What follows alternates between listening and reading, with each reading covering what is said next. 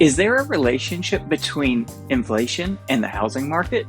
Trust me, there is a connection, and you do not want to overlook it. So let's jump right in and unravel this intriguing connection.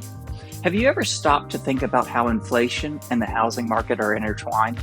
It might sound surprising, but they truly are. Any shifts in one can send ripples through the other. Today, I'm here to give you a high-level breakdown on these interconnectedness. First off, let's talk about the connection between housing inflation and overall inflation. You see, housing inflation is a specific measure that tracks the price growth within the housing sector. This data is gathered from a survey conducted by the Bureau of Labor Statistics. They reach out to both renters and homeowners, asking renters about their monthly rents and homeowners about the hypothetical rent they would charge if they weren't living in their homes. Much like how overall inflation gauges the cost of everyday items, housing inflation measures the cost of housing.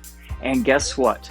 Based on the data from the past 4 months, housing inflation has actually been on a downward trend. Check out the graph. Now, why is this important?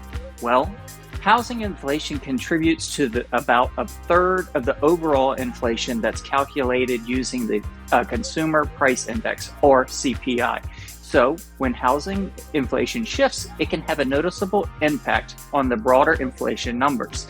That's why the recent dip in housing inflation could indicate that overall inflation might also decrease in the upcoming months. Now, let's talk about something that's been making headlines. The Federal Reserve, often called the Fed. They've been on a mission to tackle inflation since early 2022, despite making progress. Inflation hit a peak of 8.9% last year, so they're still trying to reach their 2% target. The last report sits about 3.3. So how does the Fed manage inflation? Well, they've been using a tool, the federal funds rate. This interest rate directly impacts how much banks have to pay to borrow money from each other. When inflation starts to creep up, the Fed takes action by increasing the federal funds rate. This move helps prevent the economy from overheating. Take a look at this graph. It illustrates the dance between inflation, shown in blue, and the federal funds rate in orange. Each time inflation rises, the fund steps in and raises the federal funds rate to bring it back to their 2% target. Look at the circled part of the graph.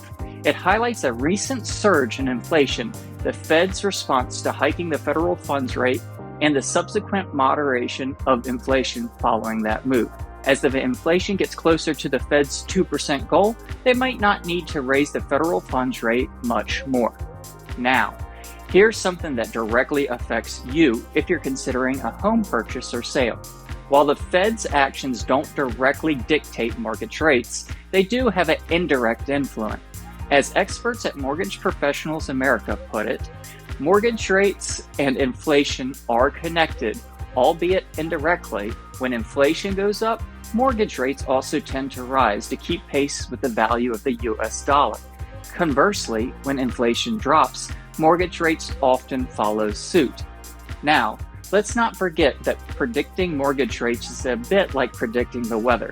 Very challenging. Nevertheless, it's encouraging to spot signs of inflation calming down in the economy.